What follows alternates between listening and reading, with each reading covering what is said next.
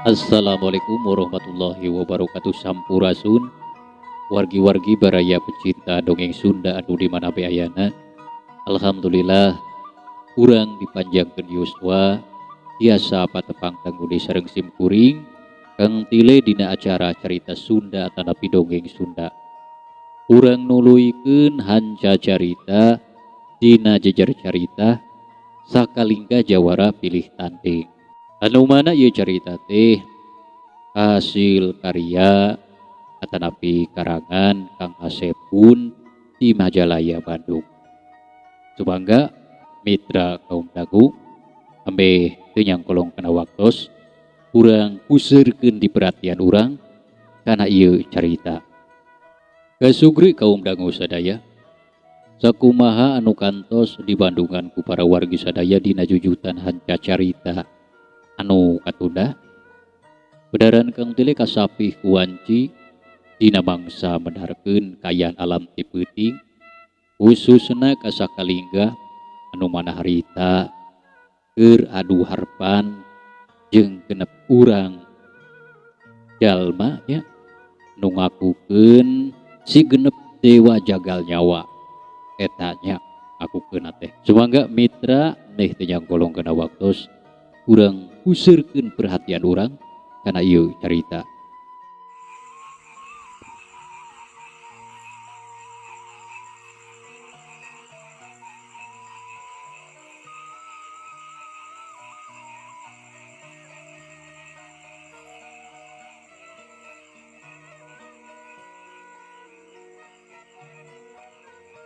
Nili kana kamampuhan jeung kahebatan ilmu silat nu aya dina diri anjeun.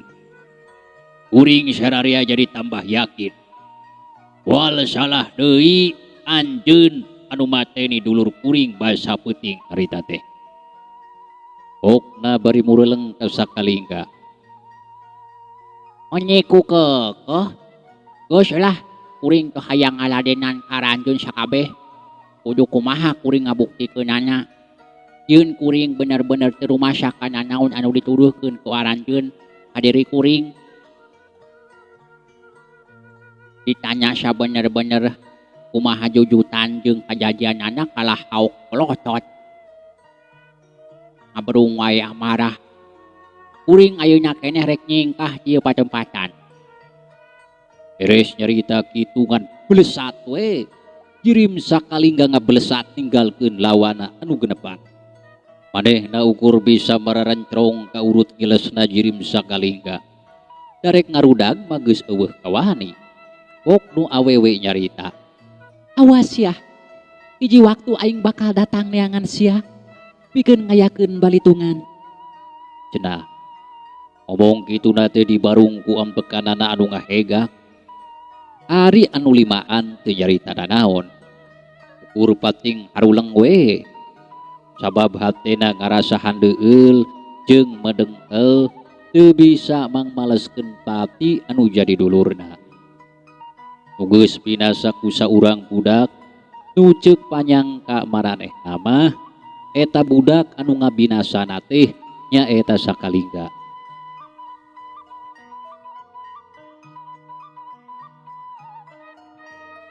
Kasugri kaum dagu. Ayeuna urang nyaritakeun di tempat sejen. Di hiji pasir anu pernahna aya di sakiduleun Gunung Siluman. Wanci haneut moyan. Langit pengras taya tedeng aling-aling. Ngin leutik kahiliwir matak seger karasana. Manuk recet pating karaclog we dina dahan kai. Titiran ngear matak ketir kadengena. Dina kayaan kitu dihandapeun tangkal caringin anu ngarumpuduk aya saurang jajaka nu umurna kurang leuwih 20 tahunan. Keur ngiuhan bari ngageberan beuheung ku tungtung sambleh bajuna. Duh asa panas-panas teuing ieu teh. Padahal acan manjing ka tengah poe. Ngabongkeur halodo tarik. cicing wae di imah asa bararosan nyage sagala nyampak sagala ayah da geuning teu matak ngajadikeun bagja pikeun diri aing mah hirup kakurung terus lir ibarat manuk dina kurung emas ajan ceuk paribasana hirup sagala boga oge angker we asa aya anu acan kasorang keur diri aing mah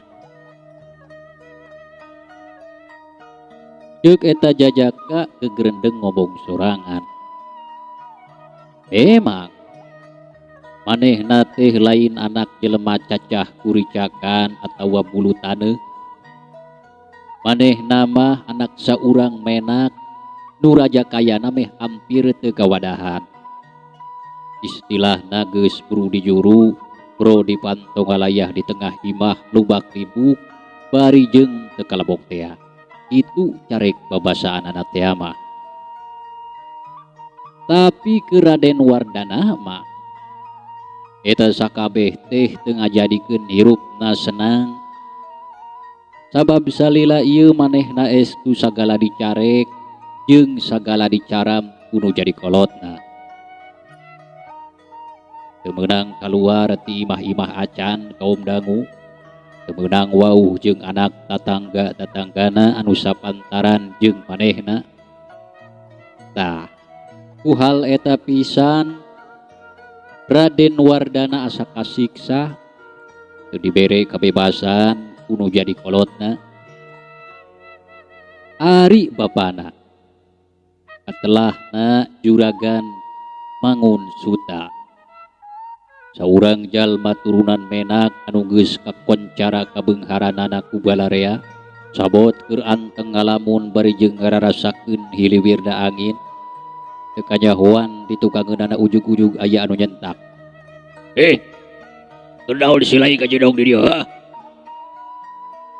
barang direret katempo ku Raden Wardana geus aya saurang jalma keur ngabadegah kawakanana wawag sembada patana polotot pasemona beungis paroman budi amprotan matak soak anu nenjo atuh puguh we Raden Wardana nepi ka ngagurubung bari cengkat pikirna nyangka yeun eta jalma teh moal salah deui pasti didengkot begal nu biasa sok megatan di jang jalaneun nu ngaliwat kadinya Raden Wardana langsung acong-acongan nyembah bakat ku ngarasa sieun ku eta jalma ulah dipaehan kuring mah mang jeung karunya we lamun rek nyokot duit jeung babawaan kuring masok we bawa kabeh asal kuring ulah dipaehan bari terus sedepa tu wanita enggah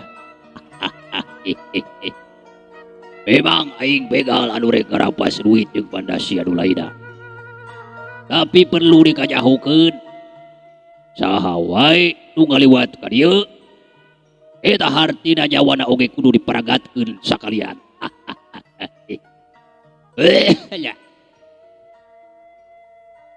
ceuk eta jalma bari seuri lelengakan puguh we lain dengan deg-degna Raden Wardana ngadenge caritaan kitu ti eta jalma aduh ting karunya we atuh sok we bawa kabeh babawaan kuring jeung duitna asal ulah dipaehan kajeun ku kuring ke ditambahan deui naon maksudna si lain teh nya eta duit kajeun kuring balik heula ka imah nyokot heula duit kitu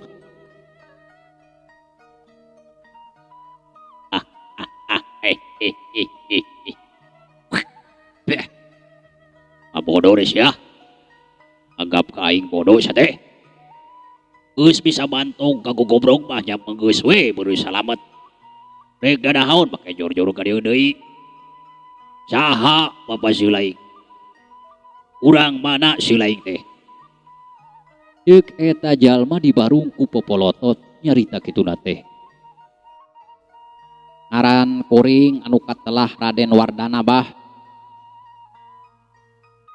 dewe gua tuh najakeun ngaran si laing nanya sote saha bapak si laing jeung si laing urang mana itu deuleu ai kabeneran atuh ari kitu mah artina si laing teh lain jalma jore-jore lingkaranna aya Radenan mah artina Bapak Silaing teh jalma turunan Menak ya. Nya cek anu ngaromong mah kitu, tapi dah kuring mah teu ngarasa jadi menak. Sabiasa we sajajar jeung batur. Pedah ngaran kuring mah keradenan. Da kumaha eta mah geus sesempatan balarea ka kuring. Raden Wardana ngajelaskeun. Wah sia, sesebutan kumaha. Kudian Silaing bieu nu ngaku sorangan jeung ngaran Silaing teh Raden. Nadahaun tadi teh. Artina Silaing ge memang hayang disebut Raden. Ceuk eta jelema nyaritana teh teu bisa lalaunan. Di kadenge ka Garut parat nepi ka Sumedang oge jigana teh. Belah ka Cianjur ka Bogor ge. Kadenge gunung ngadaragukeun. Eta we manuk anu keur narencele di luhureun tangkal ge riber ngajauhan. Ayeuna nama asa kageureuwahkeun ku sora eta jalma. Ok Raden Wardana nyarita deui rada tatag ayeuna mah. Teu sieun teuing. Da kumaha atuh? Geus biasa kitu tatadina. Entong serius ya. Jadi saha atuh ngaran Bapak Silaing teh? Jeung urang mana? Pokna malikan di pananyana tadi. Papa kuring mah anu katelah Mangun Suta atawa sok biasa disebut juragan Mangun Suta. Itu hari lembur kuring lumayan jauh ti dieu mah. Setelahna lembur babakan monyet. Itu bah. Raden Wardana ngajelaskeun. Halus ngaran lembur teh. Aya ngaran lembur babakan monyet. Mah manaeun babakan oa eta babakan monyet teh. Abah mah da ngaran lembur mantos kitu ti baheulana atuh bah. Jadi Silaing teh geuningan dan anak jelema beunghar anu katelah juragan Sumanta kitu. Sanes Sumanta bah. Saha atuh? Juragan Mangun Suta. Juragan Mangun Suta ya. Ulah nyebut abah atuh sa teh. Dagurak kedeh dewek teh kieu-kieu oge. Akang we kitu. Oh, nya atuh bah. Kang. Ngaran Bapak Silaing juragan Mangun Suta. Artina Silaing anak jelema berat beunghar atuh meureun. Tapi naha geuning eta papakean Silaing meuni kulehe jeung rarabet kitu. Piraku anak nu beunghar papakeanna butut kitu. Jeung keur naon deui ngadon ku kurusukan di tengah leuweung sagala. Wah ngawadul sia. Ceuk eta jalma deui ngarasa cangkaya meureun. Bedah ningali syariat Raden Wardana anu teu nyirikeun anak jelema beunghar. Nah aja kuring marasa pekikieuan. Cicing di imah barosan aku bapak kuring ge dicarek. Sebenarnya mah aprak-aprakan kieu teh anda asa teu betah di imah wae. Sabodo ketang. Kumaha Silaing we eta mah. Anu penting ayeuna serahkeun sakabeh babawaan jeung duit Silaing. Lamun Silaing hayang salamet mah. Buru kadieukeun. Nya, ya kuring oge pan tadi mangga teuing. Asal kuring ulah dipaehan. An sakieu-kieuna da babawaan kuring mah tah. Ceuk Raden Wardana bari mikeun buntelan babawaanana jeung buntelan duit dina kanjut kundang kahareupeun eta jalma. Kanjeun lah. Sayana we. Kudu nganuhunkeun Silaing ka dewek.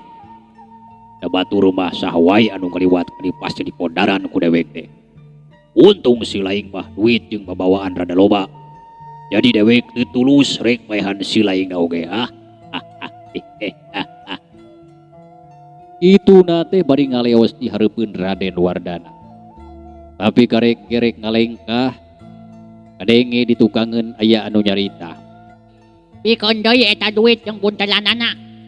Ulah ngarampas kana barang hak batur. Ayo pikeun deui kana bogana. Nu jarita teh saurang budak lalaki nu umurna can panceg 15 tahun daya lianti sakalinga. Puguh we lain di nafsuna eta jelema teh. Pireungeus saurang budak polon anu geus lancang wani ngomong kitu ka manehna. Raden Wardana oge jadi hariwang, sok sieun eta budak dibinasa ku eta begal anu geus ngarampas duit jeung barang-barang milikna. Setan pudung sia. Pemejit hayang bodar sugan sia mah. Teu nyaho ka dewek si lain teh. Dewek anu katelah Ki Balung. Dewek oge nu boga kawasa di tempat ieu.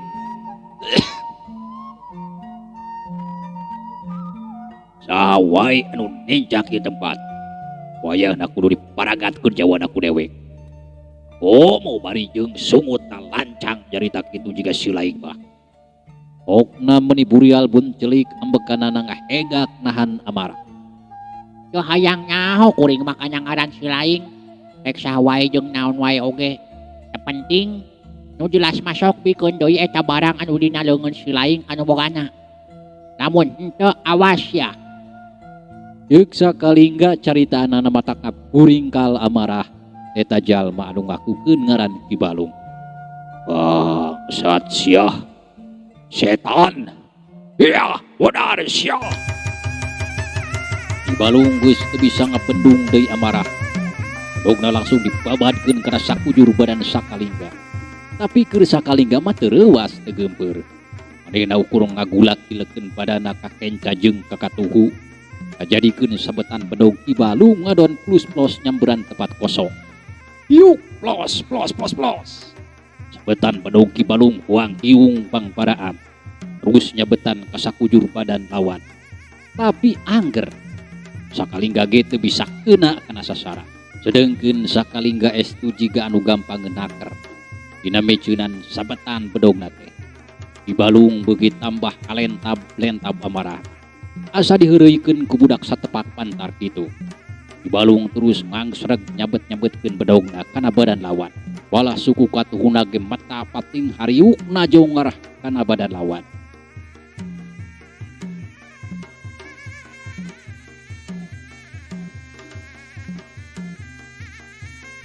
Dina hiji kesempatan alika sakalingga ngadoyongkeun badana ka hareup, bedog Ki Balung ngolebat tuhurun sirah sakalingga. Kalawan gerak nu cepat leungeun sakalingga ngajambret kana baju lebah dadana Ki Balung. Terusna badan Ki Balung diangkat ka luhur tuluy dibantingkeun satakeurna kana tangkal caringin anu keur dipake ngiuhan Raden Wardana. Yuk, kubrak.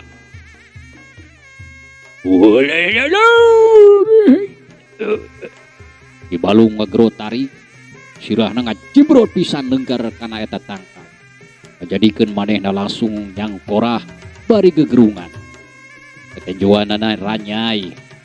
Sirahna karasa asam muter. Ki Balung teu nyangka saeutik-eutik acan. Budak lalaki anu jadi lawanan nyatam di banda kehebatan jeung kakuatan Nurohaka. Sakalingga ngajanteng mencerongkah Ki Balung anu masih kegerungan perinyeklan sirah kudua leungeunna pok sakalingga jarita. Sok rek kumaha ringgos kitu. Aya keneh karep pikeun nyaruskeun tarung ngalawan kuring. Deuk sakalingga nyaritana dibarung ku sikapna anu tenang naker. Ki Balung teu buru-buru nebalan. Sirahna lieur sabejad. Sawatara eta Raden Wardana nu nyaksian kana eta kajadian nepi ka colohok bengong. Hampir teu percaya kana tetempoadana. Budak pantar kitu anu umurna sahandapeun manehna bisa ngarubuhkeun gegedug begal pantar Ki Balung. Harita Ki Balung muniang udang. Jurung kunung nangtung, wasukuna katempo ngedeg-deg jiga anu lilinieun. Sirah digide-gidekeun miceun ka lieur, bari jeung nyengir nahan kanyeri pok manehna jarita. Ngaran si laing teh ah.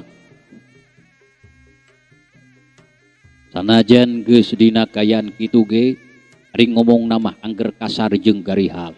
Paromana tetep pengis, sorot panon semu hurung ngagambarkeun amarah jeung kaceuceubna ka sakalingga. Pok sakalingga nyarita. Teu perlu nyaho kana ngaran kuring. Wah kunana ngabejakon ngaran ka manusia jahat jiga kitu mah. Tebal sakalingga jaritana tandes ngajadikeun Ki Balung geus teu nolih deui kana kajerina. Rita keneh langsung nyebrutkeun deui panarajangna. Dua pasang leungeunna beber blesat put put put put. Parijeng sosolontodan oge Ki Balung ngagempurkeun dua dampa leungeunna rek ngarah kana dada sakalingga. Tapi sakalingga rikat ngajolkeun badana ka luhur. Blesat. Cilegeudeg duk duk tes. Wadaw. Ki Balung langsung rubuh. Badana jadi heuras teu beunang digerakeun lantaran tadi waktu sakalingga keur aya di satu kangeunana. Sakalingga sakilat notok sababaraha urat penting anu aya dina badan Ki Balung. Kurang ajar sia. Nagdrog pisan manusia teh. Sok sia. Lamun geus kieu rek kumaha? Ceuk sakalingga bari muncereng ka Ki Balung anu keur nangkarak bengkang tina kayan awakna kaku teu bisa digerakeun. Ki Balung ukur molotot ka sakalingga. Atena panas amarah kagugudug teu gawadahan. Tapi da geus kitu kanyataanana. Dirina teu bisa nandingan kahebatan sakalingga. Ok sakalingga nyarita deui.